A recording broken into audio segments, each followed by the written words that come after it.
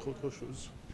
Merci à tous pour être là, pour l'opportunité de vous présenter un peu nos résultats. Donc, je suis Gilles Dame sur l'Université Paris-Saclay. Ce sont des résultats aussi qui sont faits avec nos équipes en partenariat avec l'Institut de transition énergétique Efficacity. Donc, c'est un institut français pour justement mettre en parallèle les académiques avec les industriels. Donc ça, ce sont des travaux, une bonne partie de ça, ça a été fait soit avec la RATP, donc la compagnie qui exploite les métros à Paris, et avec EDF. Donc, comme je dis dans la table ronde, mon objectif aussi, c'est vous montrer qu'actuellement, avec les changements qu'on a, on a besoin de plus en plus des outils mathématiques plus sophistiqués pour les réseaux électriques, pour les systèmes électriques d'une façon générale. On a déjà, mes collègues ont présenté plusieurs des concepts qu'on va utiliser, mais les principaux, ça serait vraiment ces messages. Donc pourquoi? Les réseaux électriques, ils ont été faits, si on regarde au tout début du XXe siècle, on avait déjà cette connexion entre les réseaux de transport et les réseaux électriques. Donc ça, c'est à Paris, donc c'est les tramways de Paris au tout début du XXe siècle. Donc les réseaux électriques, ils ont été faits pour ça. Pour l'éclairage, un tout petit peu des machines. Et bon, pendant presque 100 ans, comme on a parlé plusieurs fois aujourd'hui, hier, les réseaux ont continué à être toujours comme ça, sauf que maintenant, ça change. Et ça change beaucoup. On n'est plus dans cette situation, on est passé très vite de cette situation très prévisible, très maîtrisée, vers un nouveau système où on a des parts des énergies renouvelables très fortes. En effet, quand on regarde ces dernières années l'évolution de la production de l'énergie, on voit que déjà, ça monte très fortement la consommation de l'énergie électrique, mais surtout que ça apparaît de nouvelles moyens de production avec les renouvelables. Par l'instant, c'est juste une perturbation sur le système, donc le système continue à être piloté avec des correcteurs linéaires et toute cette variabilité elle rentre comme des perturbations, sauf que cet moyen-âge assez petit, ça crée quelques endroits des grosses proportions. Si on regarde le solaire, on a parlé pas mal aussi du solaire. Ça, c'est la courbe de production au long d'une journée. Donc, puissance au long de la journée. Donc, c'est toujours cette belle forme un peu comme un cloche. Donc, ça, la nuit, il n'y a rien, ça commence à produire les matins, ça monte jusqu'à midi, 14 heures, et après, ça commence à descendre. Ça, dans une journée claire, sans nuages, c'est tout à fait ça, bien prévisible. C'est simple. Sauf que si on a des nuages, c'est plus la même chose. On passe de 100% à 0 en quelques secondes. Sauf que le système ne peut pas tenir. Et c'est là que ça crée des grosses perturbations. Si on regarde au long d'une semaine, les perturbations peuvent être encore plus fortes. Et là, ce sont des vraies mesures. Donc, on peut avoir une journée très tranquille, bien prévisible, on peut utiliser cette énergie d'une façon simple, et dans notre journée où on est toujours en train de compenser cette variabilité. Ça, du côté production, du côté consommation, on passe à voir en Europe, aux États-Unis, ça commence à arriver les véhicules électriques, sauf que le réseau ne tient pas. Tout simplement, ça ne passe pas. Les gens commencent à se rendre compte de ça, donc même dans des journaux de grande circulation, ça a apparu de matière sur ça. Mais si on regarde en France, on est à presque rien, 0,5% du total des véhicules sont électriques, mais on a des prédictions en quelques années, en 10 ans, d'avoir 4 millions de véhicules. C'est énorme. Le réseau ne tient pas, tout simplement. Donc, il faut qu'en 10 ans, on soit capable de refaire les réseaux pour un réseau qui n'existe pas encore. Donc, il y a plusieurs possibilités qu'on regarde. On a pas mal parlé ici des microgrids. Ce sont justement une des voies les plus exploitées actuellement. C'est justement de refaire une partie du réseau indépendante ou pas du réseau principal, mais au moins il y a une gestion locale de ces morceaux de réseau, avec de la production, de la consommation, du stockage, tel qu'on puisse maîtriser les flux de puissance et stabiliser tous les états de ces morceaux du réseau.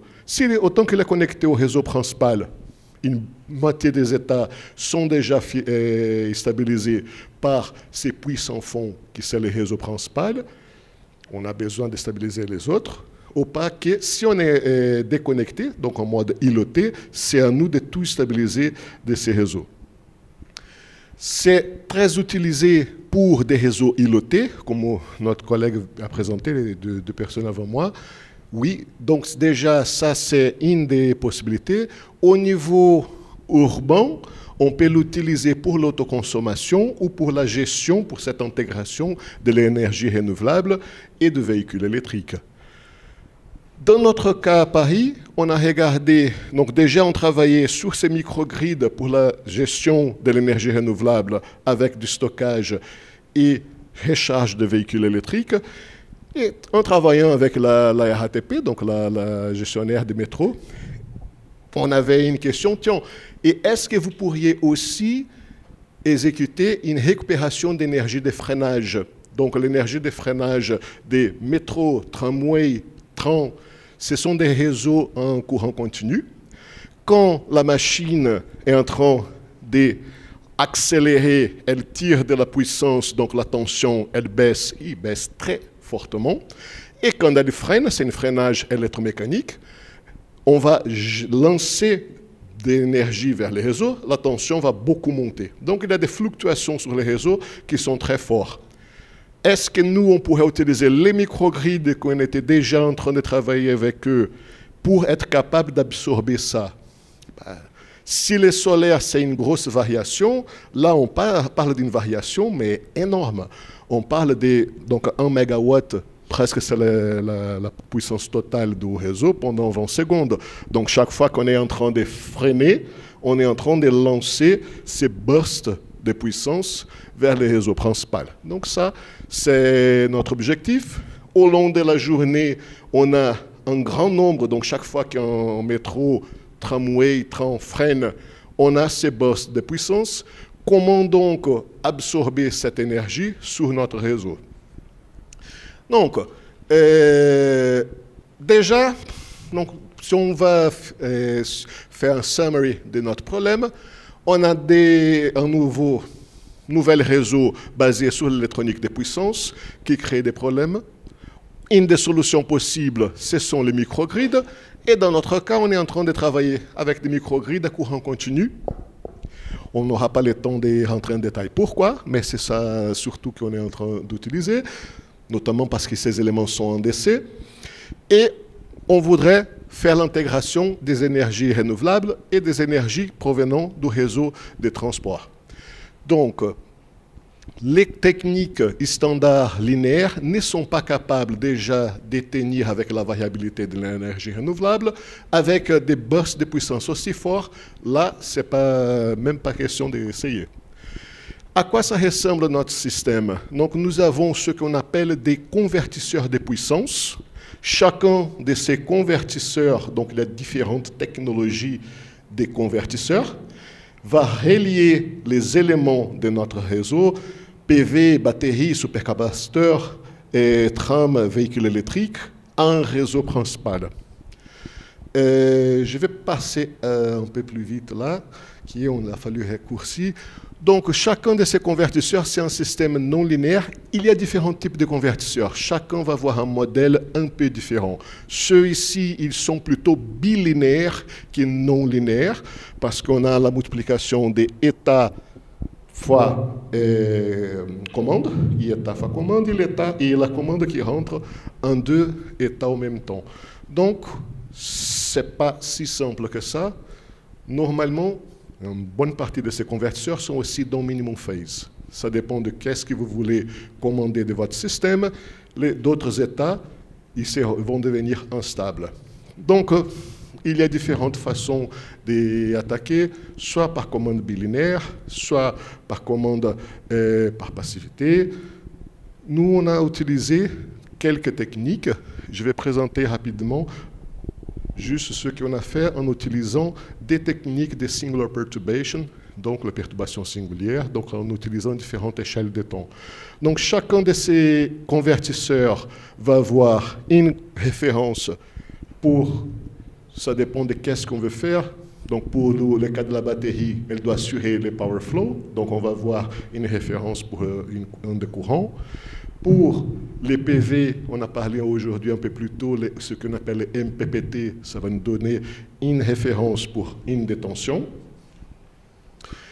Et pour la gestion, pour la recharge des véhicules électriques, c'est une autre référence, et ainsi de suite, pour les trams.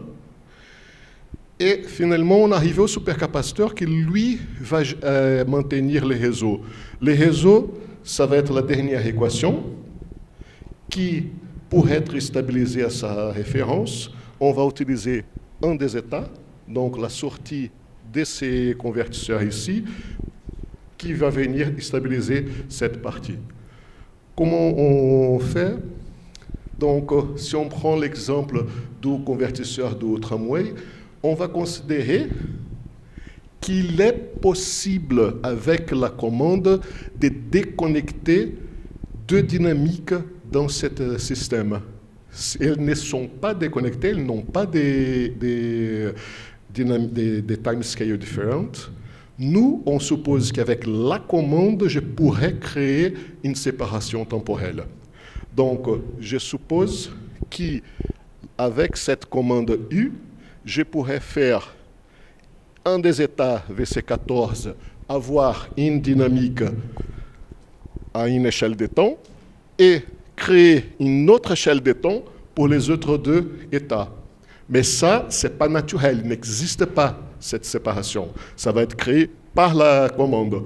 Donc, je suppose que je pourrais déconnecter le système en deux sous-systèmes et qu'il existe une commande qui, si appliquée au deuxième sous-système, je pourrais linéariser par commande une partie plus un résidu non linéaire qui va disparaître quand je m'approche de mon point d'équilibre.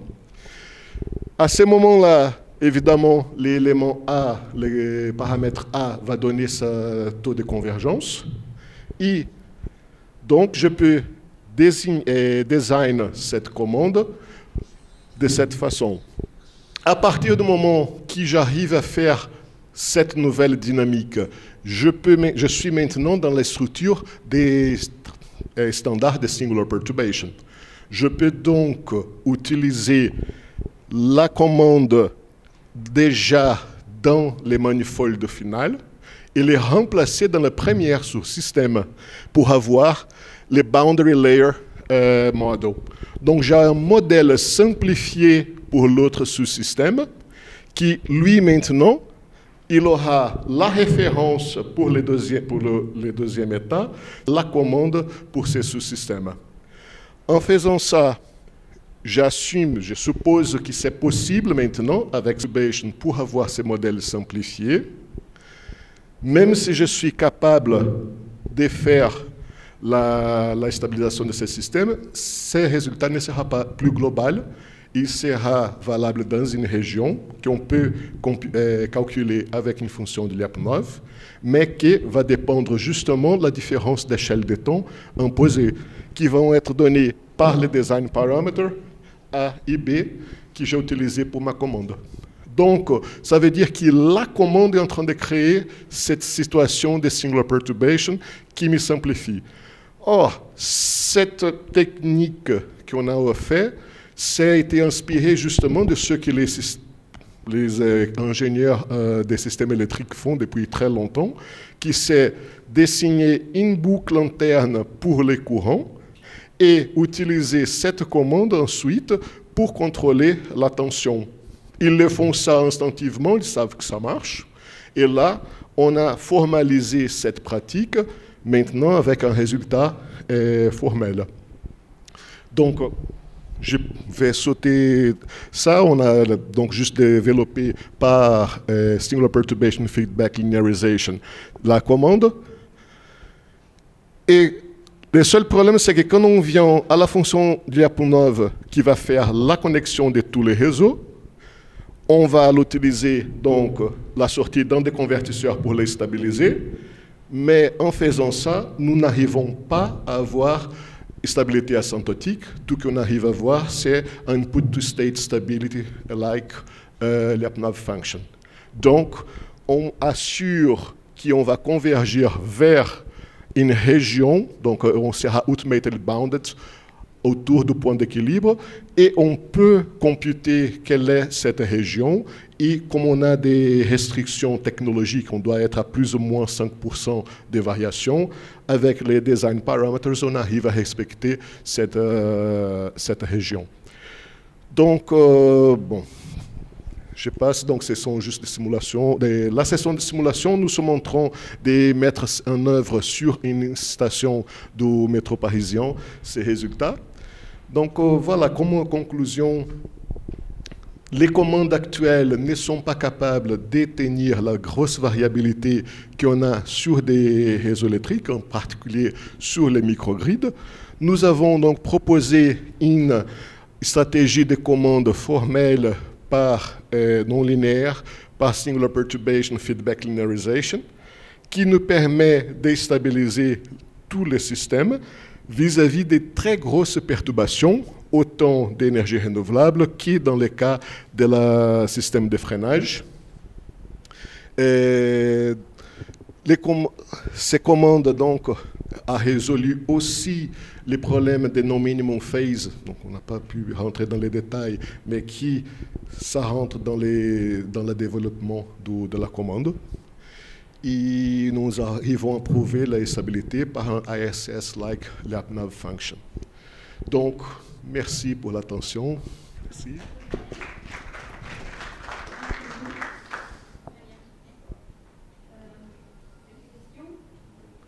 Là, on utilisait batterie et supercapaciteur.